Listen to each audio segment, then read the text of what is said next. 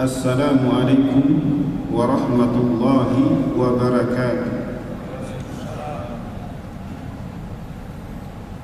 Alhamdulillahi rabbil alamin, wassalatu wassalamu ala asrafil anbiya wal mursalin wa ala alihi wa sahbihi ajma'in, amma ba'd. Para jamaah salat subuh rahimani wa rahimakumullah. Alhamdulillah, segala puji hanya milik Allah Subhanahu wa ta'ala yang telah memberikan nikmat kepada kita hingga saat ini.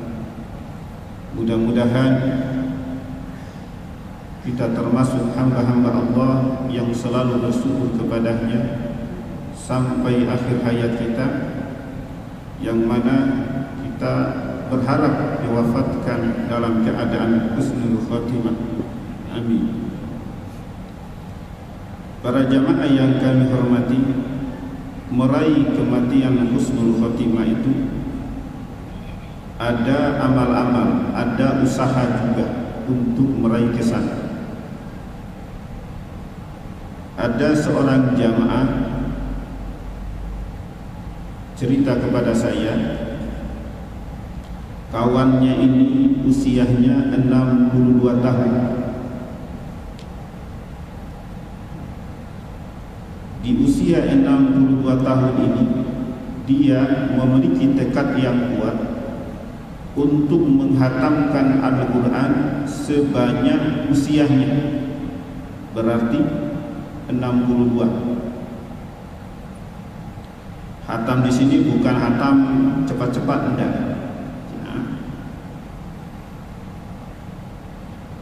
Dengan izin Allah Subhanahu wa ta'ala, yang bersangkutan itu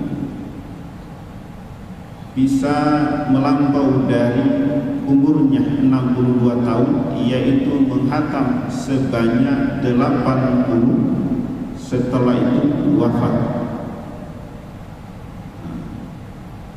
Jadi para jamaah yang kami hormati, husnul khotimah itu ada sebab-sebabnya, ada upaya untuk ke sana. Selain itu juga sudah tentu memohon kepada Allah Subhanahu wa ta'ala. Para jamaah yang dirahmati Allah, sebagaimana tema yang disampaikan tadi, sujudlah selama masih sehat. Itu adalah pesan yang terkandung di dalam Al-Quran surat Al-Qalam ayat 43 yang akan kita bahas. Mulai dari ayat 42, yauma yunsabu an sakiru wa yud'auna ila sujudi fala yastati. Pada hari itu para jamaah, betis disingkapkan, kemudian disuruhkan kepada mereka untuk bersujud, fala yastati'un, namun mereka tidak mampu untuk sujud. Khasiyatan absaruhum tarhaquhum zillah, karena mereka tidak mampu untuk sujud, maka pandangan ini diarahkan ke bawah dalam keadaan takut dan dalam keadaan hina. Wa qad kanu yud'auna ila sujudi wa hum salimun. Dahulu mereka diajak, disuruhkan untuk sujud kepada Allah, saat itu wa hum salimun, mereka dalam keadaan sehat. Wahum salimun, dalam keadaan matang. Wahum salimun, dalam keadaan aman.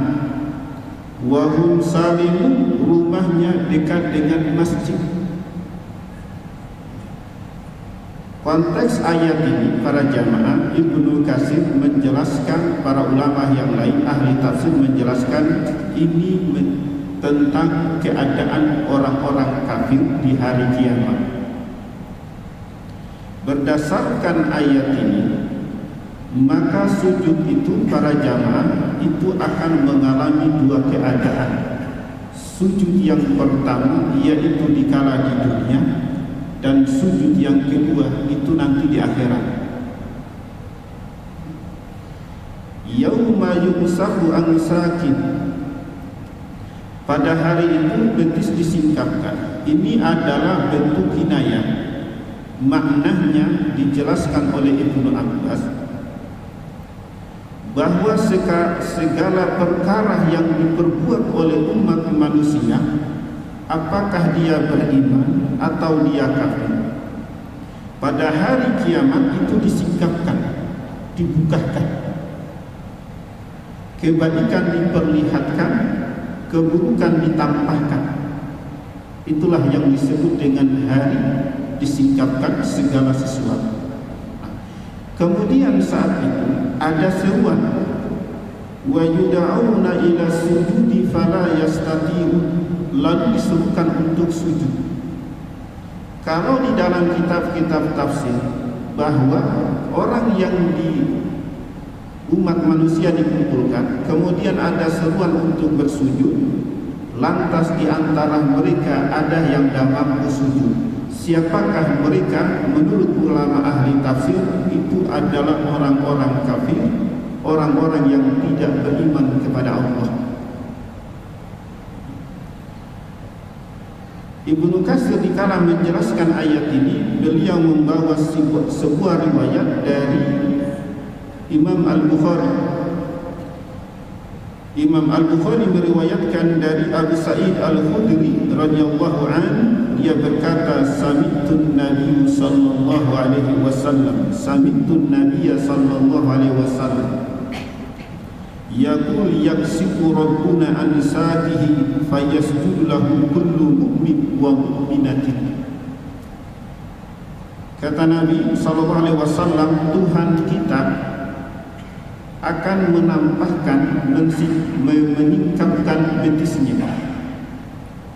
Maka saat itu sujudlah orang-orang yang beriman dari kalangan laki-laki dan orang yang beriman dari kalangan wanita. Fayabqa kullu man kana yasjudu fid dunya riya'an wa sum'atan. Lalu tersisa orang-orang yang tidak bisa sujud, ya. Tersisa orang-orang yang tidak bisa sujud,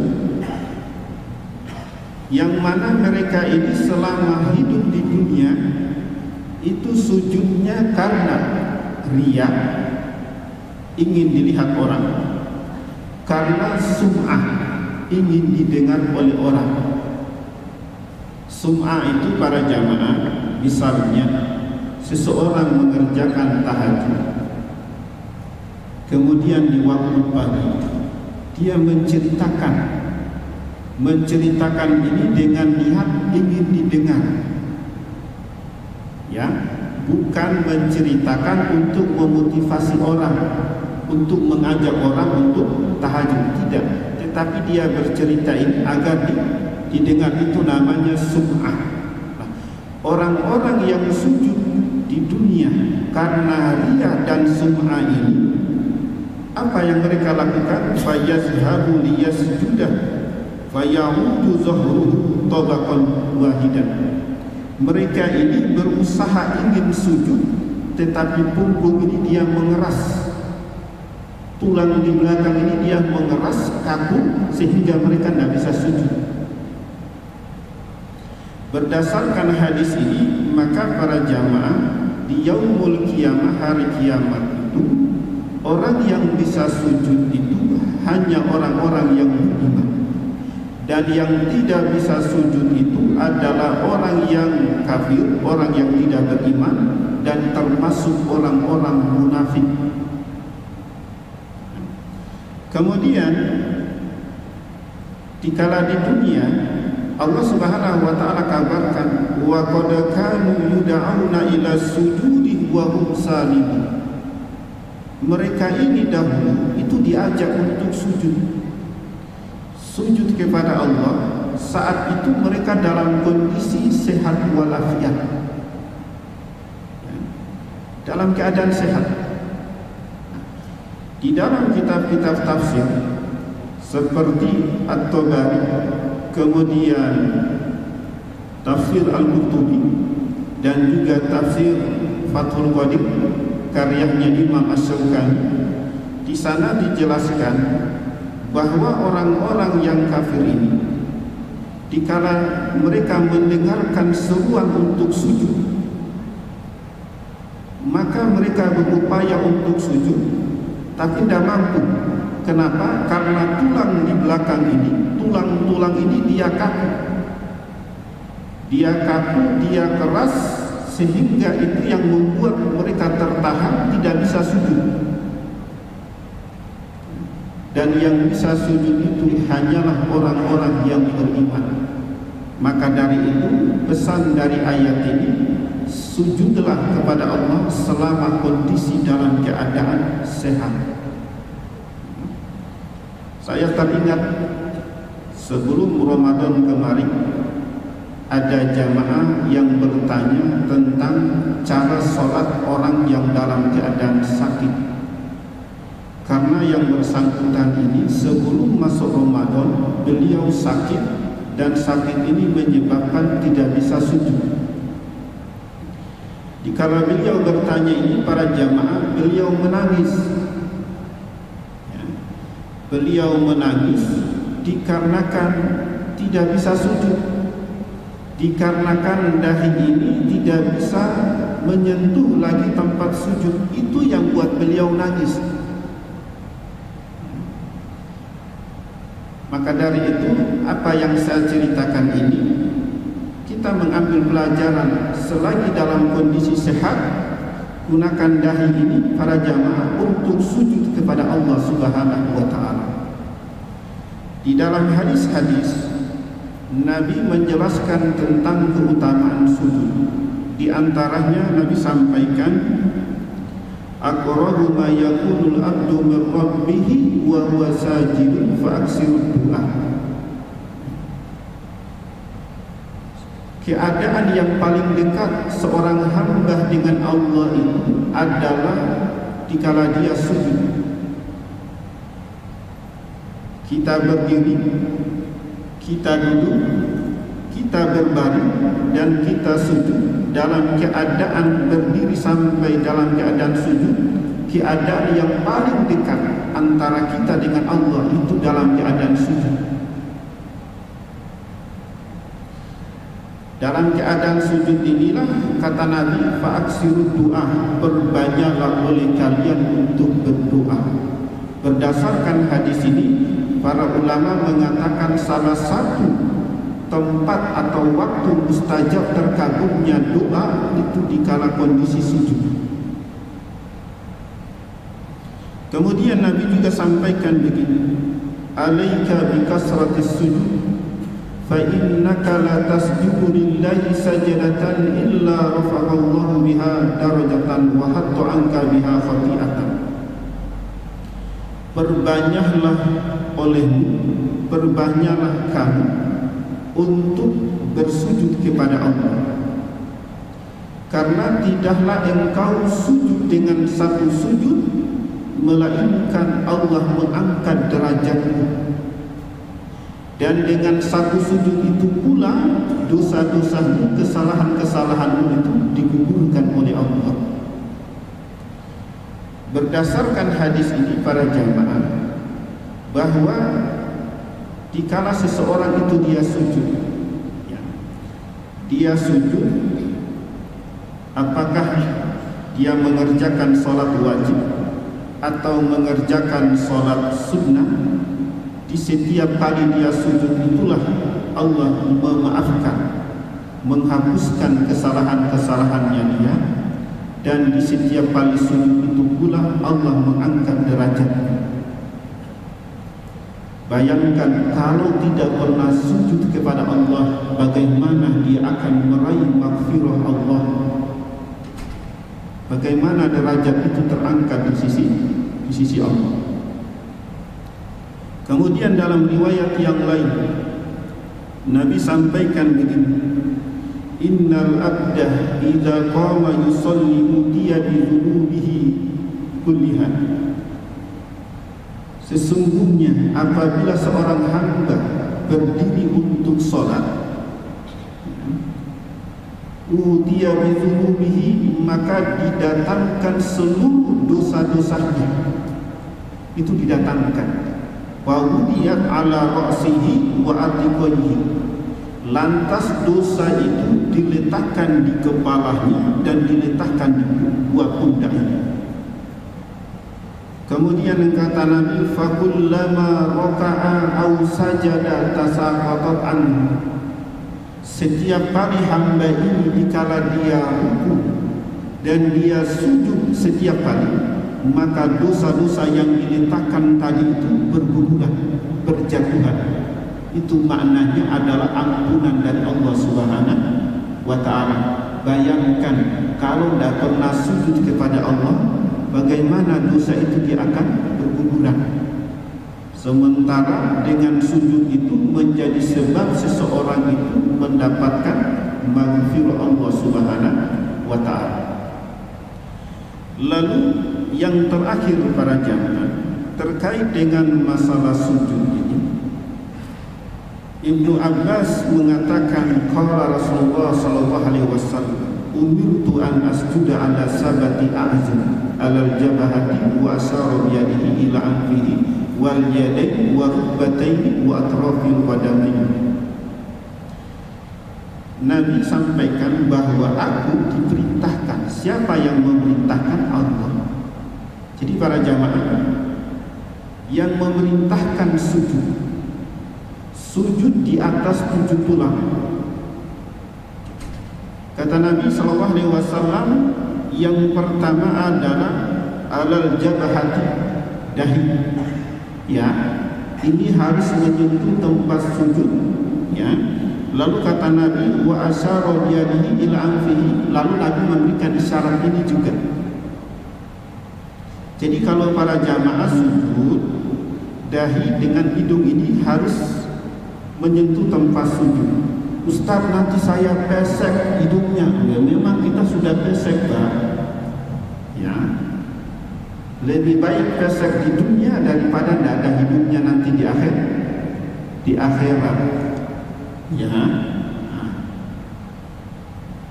Jadi dikala seseorang dia sujud, dahi sama hidung harus menyentuh.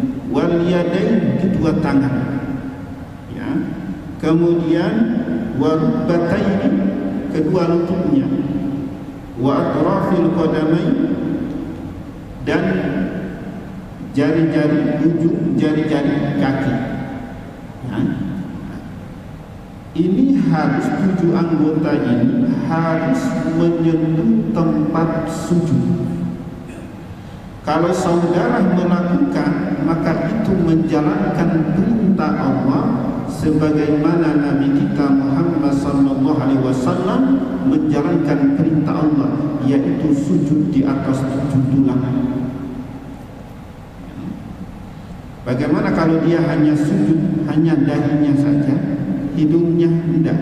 Ya, apakah sholatnya sah? Wallahu a'lam. Tetapi para jamaah, itu bagian dari menyelisihi sunnah Nabi, menyelisihi perintah Allah Subhanahu wa ta'ala. Jadi kita tidak membahas sah apa tidak, tetapi yang harus kita catat, dikala seseorang itu dia sujud, hanya misalnya hidungnya yang menyentuh atau dahinya yang menyentuh hidungnya tidak, itu namanya menyalahi perintah Allah, menyalahi apa yang dicontohkan oleh Nabi sallallahu alaihi wasallam. Para jamaah yang kami hormati, ini adalah ayat dan hadis-hadis yang terkait dengan sujudlah kepada Allah selama masih dalam keadaan sehat, agar dengan sujud di dunia ini kita mampu juga sujud di akhirat. Dan sebaliknya orang yang tidak sujud kepada Allah, atau dia sujud karena ria dan sum'ah, maka mereka tidak akan mampu untuk sujud di akhirat. Wallahu a'lam bishawab. Baik, para jamaah yang kami hormati, apabila di medan peperangan, ya, misalnya seorang TNI, ya, dikala dia misalnya yang terjadi di Papua, mereka kan harus menggunakan perlengkapan, ya. menggunakan perlengkapan, dan itu merupakan bagian dari siap siaga. Dikala tiba sholat, dia menggunakan sepatu, ya. Apakah boleh? Boleh, ya. Jadi dia pakai sepatu, Ustaz, nanti kan ada misalnya pasir-pasir macam-macam. Para jamaah yang kami hormati, pasir itu bukan najis, terkecuali kalau misalnya di sepatu itu ada najis, harus disingkirkan. Sebagaimana Nabi SAW pernah sholat menggunakan sendal, ya Pak ya. Lalu di sendal itu ada najis. Malaikat Jibril alaihissalam kabarkan kepada beliau, yang kemudian Nabi itu singkirkan sendalnya. Itu disaksikan oleh para sahabat, maklum, kemudian mereka juga ikut melepaskan. Ya, setelah sholat, kemudian Nabi sampaikan kepada para sahabat bahwa saya melepaskan sendal itu dikarenakan Jibril memberitahukan kepadaku bahwa di sendal itu ada najis. Jadi dikala seseorang itu dia sholat menggunakan sendal, menggunakan sepatu, itu boleh. Ya. Nah, demikian juga dikala kita sholat kan kita pakai kopiah. Ya. Kemudian kita sujud, ini ada penghalang. Para jamaah yang kami hormati, ya. Jadi ini dahi ini dia harus tempat terkena dengan tempat sujud. Apakah kita pakai kopiah, ya, atau tidak? Yang jelas ini dia akan bersentuhan. Bersentuhan itu tidak harus kulit sama lantai, tidak. Ya. Lalu dikala seseorang sujud, kalau rambutnya panjang, mau sujud itu tidak perlu diginikan. Sujud diangkat. Pas dia bangkit ini, pas mau sujud lagi diangkat, tidak perlu. Karena dalam riwayat hadis yang pernah saya sampaikan bahwa rambut itu dibiarkan untuk ikut. Karena sehelai rambut yang terkena sujud, terkena tempat sujud, maka di situ ada ampunan dari Allah Subhanahu wa Ta'ala. Untuk itu yang rambutnya panjang, rambutnya gondrong, kalau sholat itu jangan diikat, harus dibiarkan. Kalau ada sahabat, sekiranya ada sahabat, dikala dia melihat ada jamaah yang sholatnya dengan mengikat rambut atau melilit, maka sahabat itu dia akan melepaskan ikatan walaupun dalam kondisi sholat. Sebagaimana yang pernah dilakukan oleh Ibnu Abbas, bahwa dia melihat ada orang yang sholat rambutnya dililit, kemudian dilepaskan. Saat itu dia sedang dalam keadaan sholat. Selesai sholat, orang itu bertanya, ya Rasul, kenapa engkau melakukan kenapa kau lakukan, wahai Ibnu Abbas? Kemudian dia sampaikan bahwa Nabi melarang, tidak boleh, walaupun sebagian ulama menyebutkan hukumnya makruh, tidak boleh sholat dengan mengikat rambut. Ini hanya berlaku bagi laki-laki, ya. Kalau rambutnya gondrong dibiarkan. Setelah sholat mau diikat silakan, tapi kalau pas mau sholat dilepaskan, dibiarkan. Ya, apakah sujud itu hanya berlaku di dalam sholat saja? Para jamaah, sujud itu ada tiga, ada istilah. Yang pertama ada sujud syukur.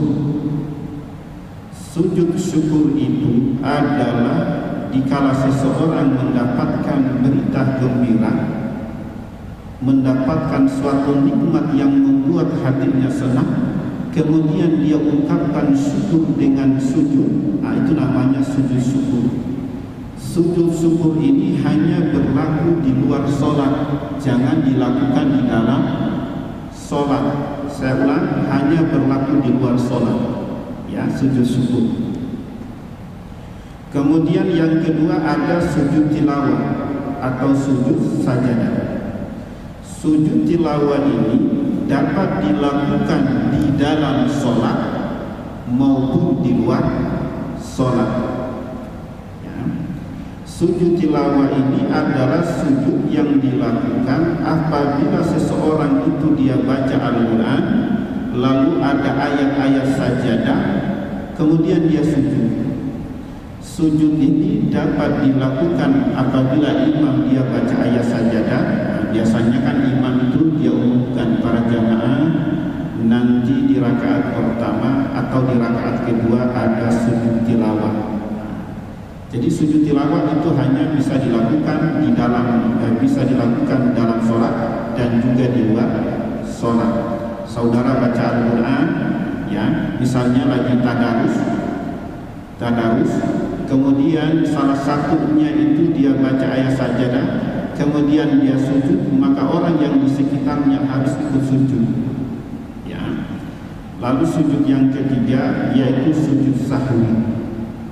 Sujud sahwi itu adalah sujud yang dilakukan oleh seseorang dikala dia sholat, lalu dia lupa jumlah rakaatnya berapa, atau dia lupa tasyahud awal, ya, atau ada penambahan rakaat, misalnya sholatnya 5 rakaat, maka dia harus melakukan sujud sahwi. Dan sujud sahwi ini hanya berlaku di dalam sholat, gitu ya. Ini adalah tuntunan bahwa sujud itu dapat dilakukan di dalam sholat sudah pasti, dan juga dapat dilakukan di luar sholat. Dan para jamaah, sujud itu hanya milik Allah secara mutlak. Di dalam Al-Quran surat Ar-Ra'd ayat 15 Allah menyebutkan walillahi yasjudu man fis samawati wal ardh. Ya, kepunyaan Allah lah yang ada di langit dan di bumi, semuanya sujud kepada Allah. Itu sebabnya kenapa sholat jenazah itu tidak ada sujudnya. Ya, sholat jenazah tidak ada sujudnya karena rukuk dan sujud itu hanya untuk kepada Allah. Dan sujud itu adalah bukti ubudiyah seseorang kepada Allah, menghambakan diri kepada Allah Subhanahu wa ta'ala. Itu ya yang bisa saya jawab. Wallahu a'lam bishawab. Para jamaah yang kami hormati, terkait masalah sujud, dikala seseorang itu dia sujud, apakah itu sholat berjamaah atau sholat sendirian, kemudian dia membaca surat-surat yang di situ ada ayat sajadahnya. Apakah ayat sajadah itu terletak pada pertengahan surat atau terletak pada akhir surat seperti yang dibacakan tadi waqtarib? Jadi di pertengahan atau di akhir surat itu, kalau dia ingin sujud tilawah silakan dia sujud. Hanya saja kalau dia baca di pertengahan surat, ya, pertengahan surat, dia kan sujud, itu berarti suratnya belum selesai, ya. Misalnya saya contohkan, ya, itu biasanya yang pada umumnya dipraktekkan itu adalah di juz Amma. Jadi yang pertama, misalnya di surat Al-Alaq, فَلْيَدْعُ نَادِيًا سَنَدْعُ الزَّبَانِيَةَ كَلَّا لَا تُطِعْهُ وَاسْجُدْ وَاقْتَرِب. Maka dia segera takbir Allahu Akbar, langsung sujud dengan 1 kali sujud, ya. Kemudian dia bangkit Allahu Akbar, kan sudah berdiri ini tegak, kemudian dia takbir untuk Allahu Akbar, Sami Allahu liman hamidah. Itu kalau ayat sajadah di akhir surat, ya. ya. Tapi kalau misalnya di pertengahan surat dia melakukan dikala baca ayat sajadah itu kan dia sujud sama seperti yang tadi. Kemudian dari sujud itu dia bangkit, Allahu Akbar, lalu melanjutkan bacaan tadi sampai selesai, kemudian baru sujud. Seperti itu ya. Itu dapat dilakukan baik sholat berjamaah imam baca ya, atau dilakukan misalnya sendirian ya. Maka dari itu kalau belum pernah sujud tilawah dalam sholat, silakan Pak, bisa diamalkan sholat sendiri. Kemudian Ustaz, saya tidak hafal ayat-ayat yang ada sujud sajadah, boleh saudara baca sambil membaca mushaf ya. Apakah saudara pegang ya mushafnya, atau di masjid-masjid sekarang itu kan diletakkan di depan ya. Boleh sholat sambil baca mushaf ya. Wallahu a'lam bishawab. Mudah-mudahan apa yang kami bahas Allah berikan rahmat untuk kita, dan setiap hadis yang kami bacakan mendapatkan salawat di sisi Allah Subhanahu wa taala. Subhanakallahumma wa bihamdika asyhadu an la ilaha illa anta astaghfiruka wa atubu ilaik. Assalamualaikum warahmatullahi wabarakatuh.